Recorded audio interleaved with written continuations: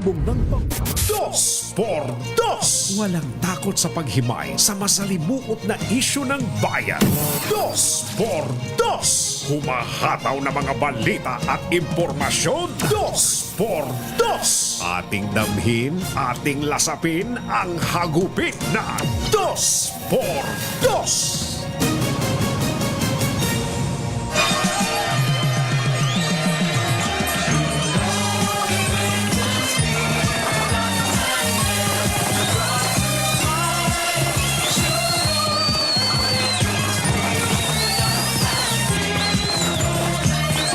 Ay, mantakay mo. Ganon lang tayo. Last day of the year na. Uling araw na ho ng 2025. Ngayon hong bisperas ng bagong taon. Kumusta ho kayo? Pagtiisan nyo ha. Konti na lang. Kami yung inyong kasama ngayong araw na ito dito sa programang huling episode ng 2x2. Para sa 2025. Oo. Kami ho ang inyong kasama hanggang mamayang alas 8 ng umaga. Ako po si Ara Espiritu. Ako naman si Edniel Parrosa. Ay napupuno na partner yung mga balitaan ng mga situational reports patungkol sa pagdagsa ng mga unay pagdagsa ng mga mamimili sa mga palengke. Panghanda mamaya. Oo, kapag pumunta ka ngayon sa mga palengke, hindi ho pwedeng sisikat ang araw nang walang tao diyan sa mga yan.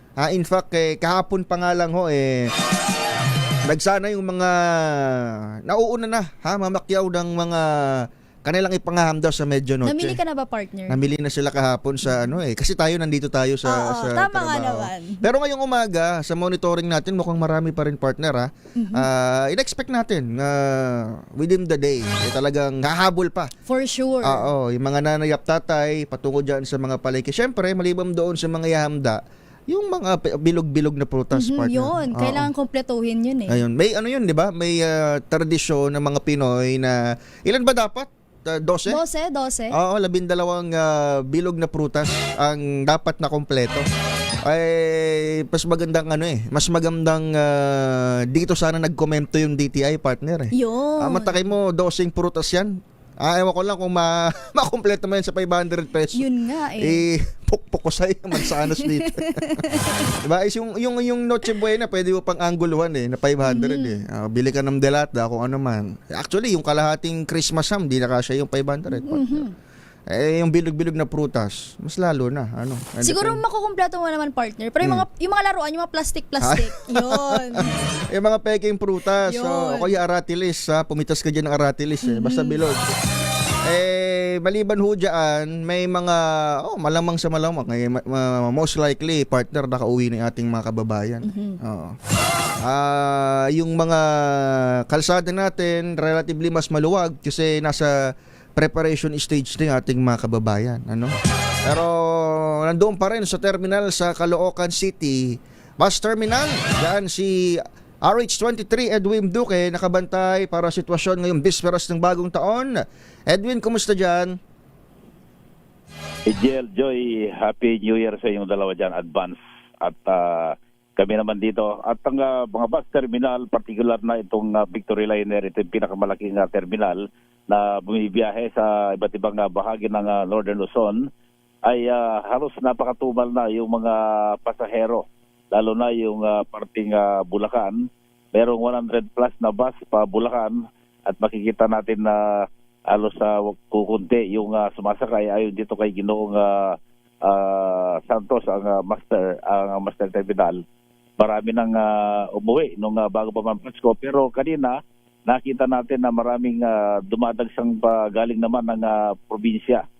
Sila yung nagdaos ng Pasko sa mga probinsya at dito naman magbabagong taon sa Maynila. Parang palitan lang yan May mga nagpapasko rito sa Maynila at before New Year ay uwi naman yan sa kanilang mga probinsya. Pero mas marami yung pabalik kaysa doon sa paalis. Medyo matumal na raw itong mga dumarating pero inasahan natin nila na hanggang mamayang hapon may mga uwi pa rin at dadami pa rin yung pasahero pero hindi na sa kasing tulad nung nakaraang bago yung araw ng Pasko. Maluwag naman yung mga kalsada ngayon At itong North Luzon Expressway, ang itong northbound ng Balintawak galing ng Quezon City ay maluwag. Pero napansin natin yung ilang bahagi nung dito sa may segment 10, sa may Visayas Avenue, yung galing ng Visayas, Mindanao Avenue, yun ang medyo marami na galing ng Maynila, diretso sa NLEX. Medyo marami yung papasok ng NLEX via segment 10 dito sa bahagi ng Balintawak at Quezon City. Pero sa ngayon ay maluwag, no? Maluwag kumpara nung nakaraan, habang yung mga bus naman dito sa EDSA Carousel ay napakatumal din ng pasahero dahil mula doon sa north at southbound itong EDSA ay napakahaba ng pila ng mga bus. Kukunti lamang yung pasahero. Naka-alerto yung buong persa ngayon ng Northern Police District sa pangunan nitong si Police Colonel De La Cruz, ang bagong hepe ng Northern Police District.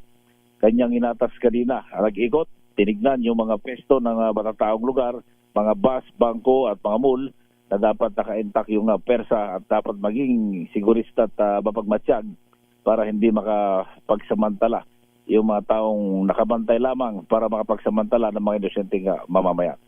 Yan ang ating update mula pa rin dito sa Caloocan na Arresto 123. Edwin Duque nagulat sa Disa Rates, una sa Pilipinas, una sa Pilipino.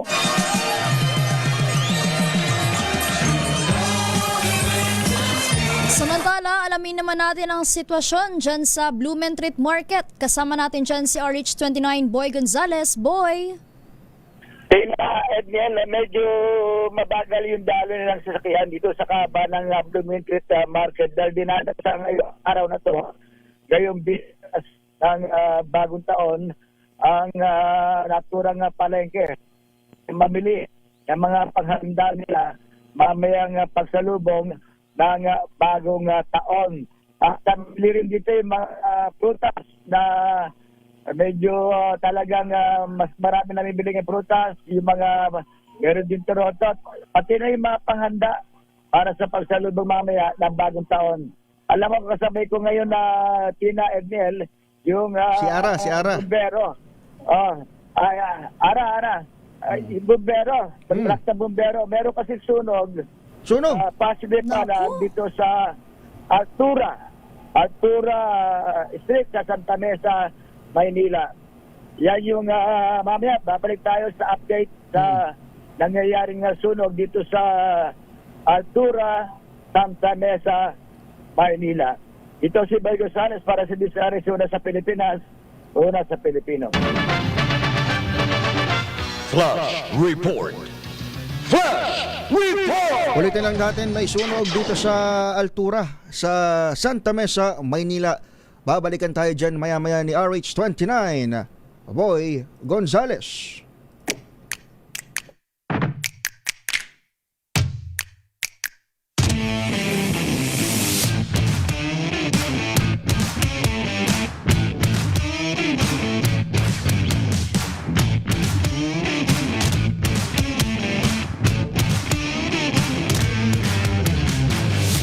Bago matapos ang taon, hindi pa man tayo nagpapalit ng kalendaryo, may mga nagpapaputok na. May mga nagpapaputok na ng issue pa rin kaugnay ng ating patuloy na pag-scrutinize at pagbabantay sa flood control mesh mula pa nitong kalagitnaan ng Enero, kalagitnaan ng taon. Kabilang doon sa mga nagpapaputok na mga bagong impormasyon ay yung mga nagkiklaim na meron silang hawak na ng kopya ng controversial na Cabral Files partner. Sa ngayon mayroon na at least dalawa sa bahagi ng mga prominenteng personalidad o government officials, in particular isa sa senador, isa sa mga kongresista, ang nagsasabing mayroon na silang kopya nitong mga dokumento mula mismo sa yumaong Undersecretary ng Department of Public Works and Highways, si Yusek Maria Catalina Cabral. Isa sa kanila ang patuloy na hinahamon, partner, doon sa unang paraan ng kanyang pagkakakuha. Sa files yan. Pangalawa, yung laman nung yung authenticity o yung credibility ng mga impormasyon na yan. Kausapin natin sa ating linya ngayong huling araw ng taon, Batangas 1st District Representative Congressman Leandro Leviste. Congressman Leviste, sir, welcome ulit sa DZRH. Happy New Year. Po at Happy New Year sa inyong lahat.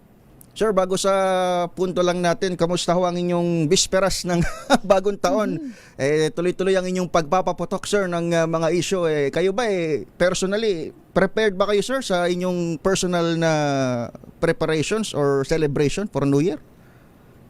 Actually, sir, ang New Year's resolution ko ay not to make many more new enemies.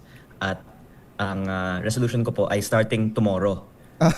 Kaya kahit anong sasabihin ko po ngayong araw, okay lang kasi anyway, next year bagong taon na.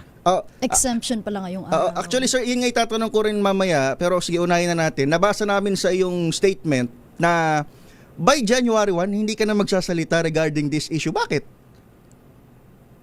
Tungkol sa issue na to, kasi maraming ibang mga issue naman sa ating bansa at ang tingin kong maganda kasi si Senate President Pro Tempore Ping Lacson, si House Senior Deputy Minority Leader Egay Irice at iba pang mga veterano ang mag-lead ng mga investigasyon tungkol sa mga di umanong Cabral files dahil ang mga files naman ito ay nasa posesyon ng maraming ibang mga tao.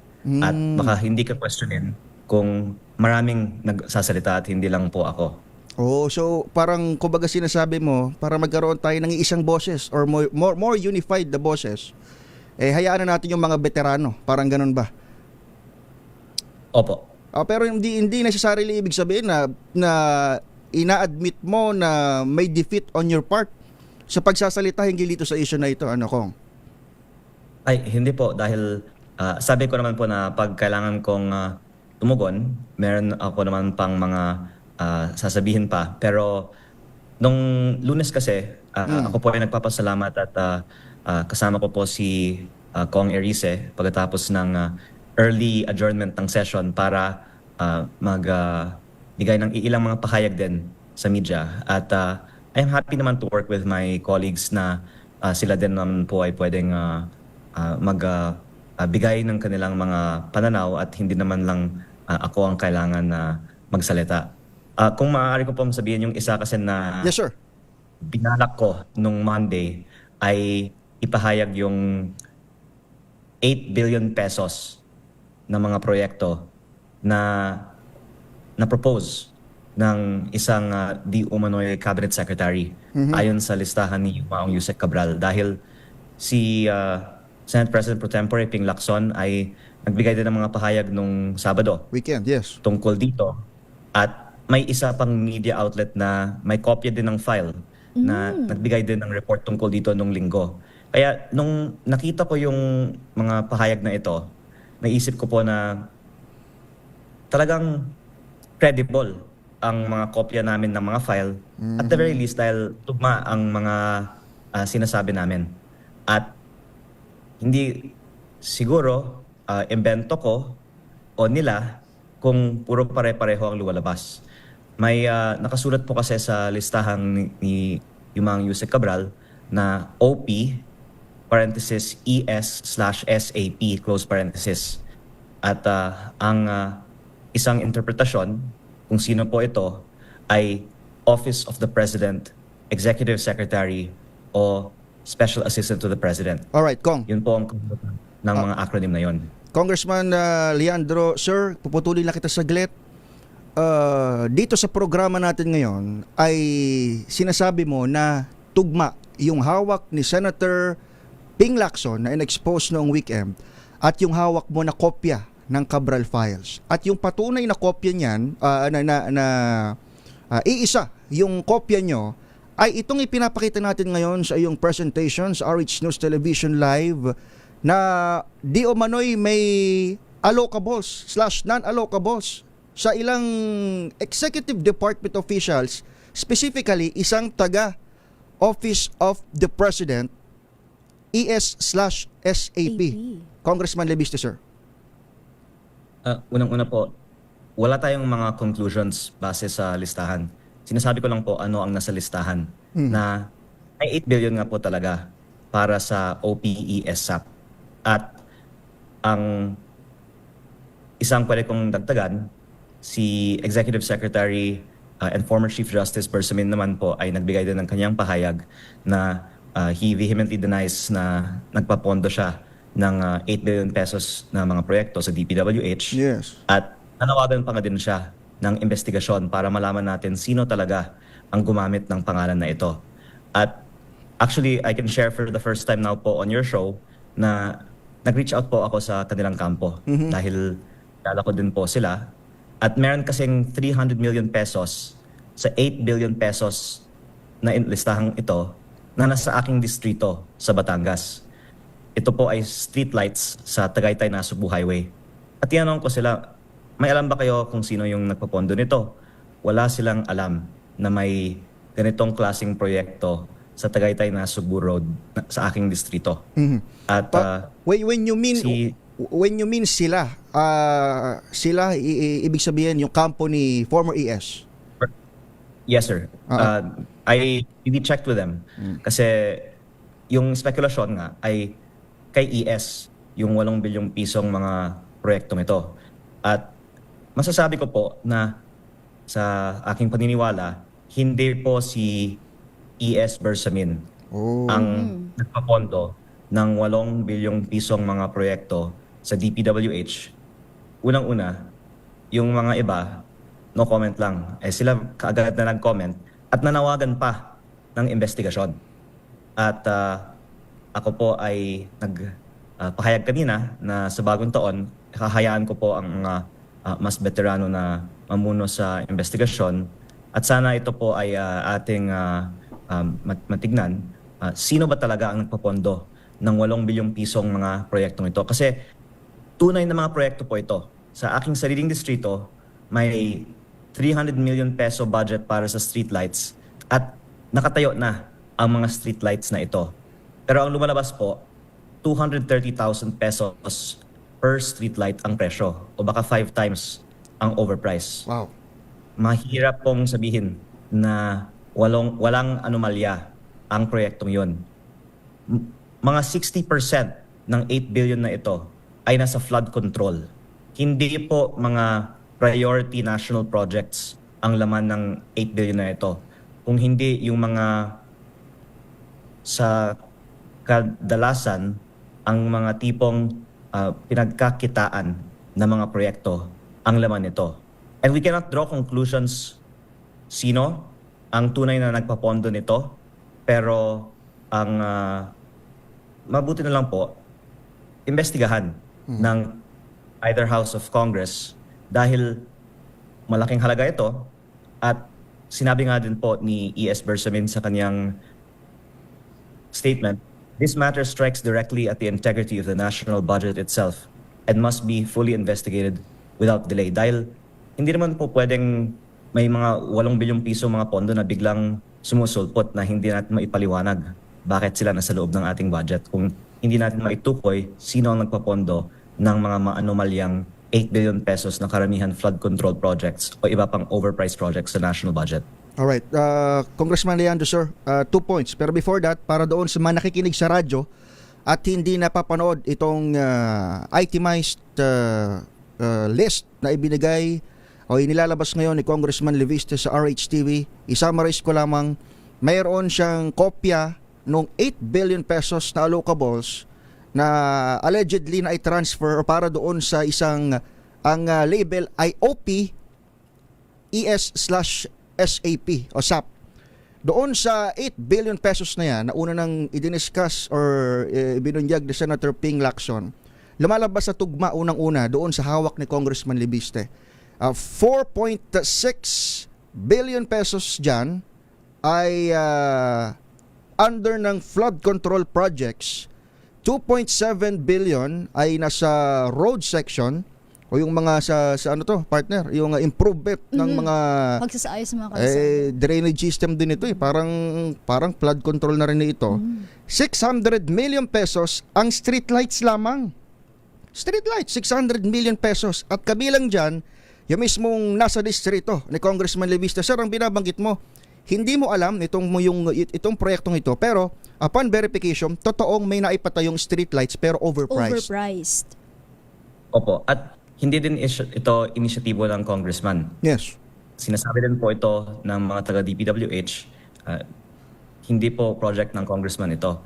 Kaya bakit naman tayo papayag na may mga biglang sumusulpot na 300 million peso budget sa ating mga distrito, di ba? Dapat naman sa ating budget process, malaman natin sino ang nagpapapondo ng mga proyektong ito. Another point, sir, na binanggit mo kanina, tama ba pagkakaintindi namin? Sa personal mong pag-unawa, inaabsuelto mo si Executive of former ES Lucas Bersamin dito sa nabanggit na allocables. Well, ang mababanggit ko po ay kaagad silang sumagot na hindi ito sila at nanawagan sila para sa investigasyon. Kaya kung magkaroon ng investigasyon sa listahan ng 8 bilyong pisong mga proyektong ito, mabuti na sila at yung mga iba pang nililink sa OPES-SAP ay magpaliwanag dahil wala naman pong pangalan ng tao na nakatukoy sa label na yan. Ang pangalan po ay opisina. Maraming mga tao doon at maaaring may gumamit ng pangalan o maaaring yung mga taga DPWH lang ang makapaliwanag at ginamit lang ang pangalan nito para makakuha ng 8 bilyong pisong budget. Pero I think that it's of national interest that we can scrutinize the whole list. Yung iba kasi mga pangalan sa listahan, mga tao, mga congressman, senators, lumabas rin po sa media. Pero dahil nabanggit po ni Senator Lacson ito, dahil malaki po ang halaga, 8 billion pesos, I wanted po to bring this new material up po today. Alright, sir. Wala na tayo masyadong oras pero dahil hanggang ngayong araw ka lang sabi mo magsasalita, samantalayin lang namin. Masingit lang natin, partner. Nabanggit mo po kanina kong Leviste na this is the last time na magme-mention ka or maglalabas ka ng opinion mo or stand mo regarding this flood control mess. So you mean to say po ba na ito na rin ang huling pagkakataon na maglalabas ka ng listahan o anumang dokumento galing sa Cabral Files? Actually, masasabi ko na lalabas yung Cabral Files dahil napakarami pong mga tao na may hawak na ng mga kopyang ito. Maliban sa mga nabanggit yung mga tao, yung DPWH, Ombudsman at kanilang mga staff at mga media ay may kopya na rin po.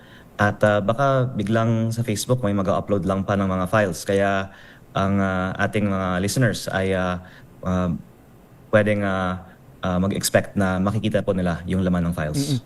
Sir, kasi ang ito, kapwa mo kongresista, si Representative Terry Ridon, inilulutang na posible kang mahablan ng ethics complaint dahil doon sa means ng pagkuha nung files. Well, may statement ka na regarding that. Pero sa iyong pananaw, personally, na isa ka doon sa mga may hawak nung allegedly Cabral Files, sino dapat ang maglabas dito in public maliban sa iyo? O paano ito dapat mailabas o mailahad sa publiko? Dapat ba ombudsman na maglabas? O paano ba ito? Kasi parang mapanganib, partner. Tsaka marami na actually nagkiklaim na may hawak silang kopya. Parang mapanganib kung na basta-basta na lang sumusulpot na parang kabuti sa iba't ibang means gaya ng Facebook. Saan ba dapat ito ituring na credible ng publiko?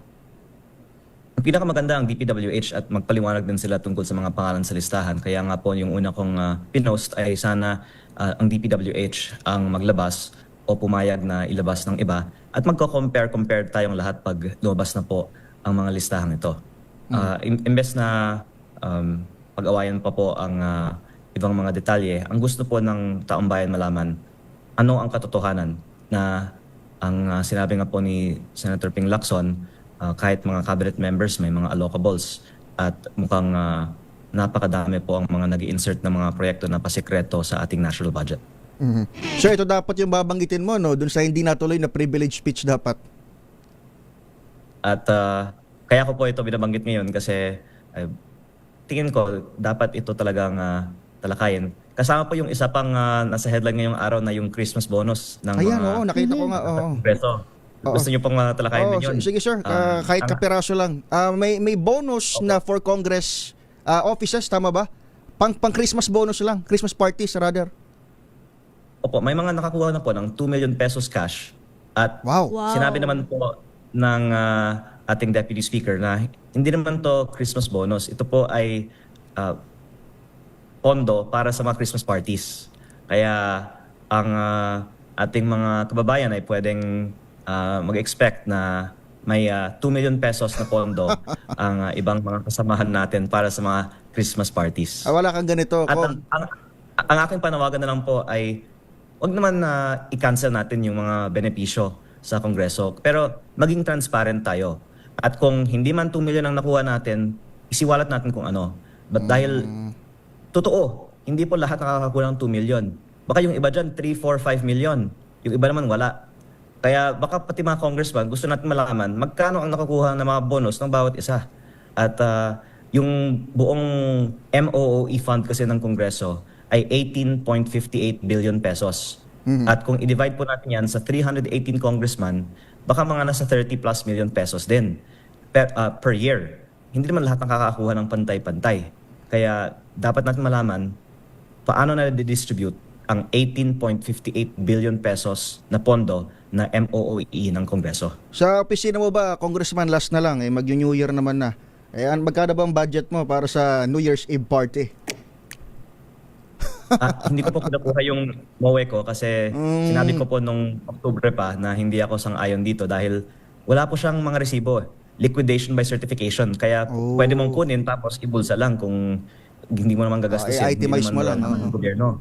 Pero ginagamit naman po ng mga kasamahan ko ito para sa kanilang mga constituents. Kaya kung sinasabi, kung lehitimo naman po ang gamit nitong pondo, dapat maging transparent lang tayo at malaman ng ating mga kababayan paano nagagastos yung 18.58 billion peso na pondo ng MOOE. Hindi na po ako nakapag-privilege speech tungkol sa mga dalawang bagay na ito nung Lunes, pero salamat po at naibahagi ko po ito sa inyong show. Alright, at maraming salamat din sir sa pagpapaunlak sa panayam. Bukas tatahimik na raw si Congressman Leviste. Abangan natin yan. Pero magbabantay. Salamat po. Thank you Kong at Happy New Year po. Happy New Year, Kong. Thank you po. Si Congressman Leandro Leviste ng Batangas 1st District. Siya ho ang kinatawan ng nabanggit na distrito. 7:06 na ng umaga. Number 1. Champion presents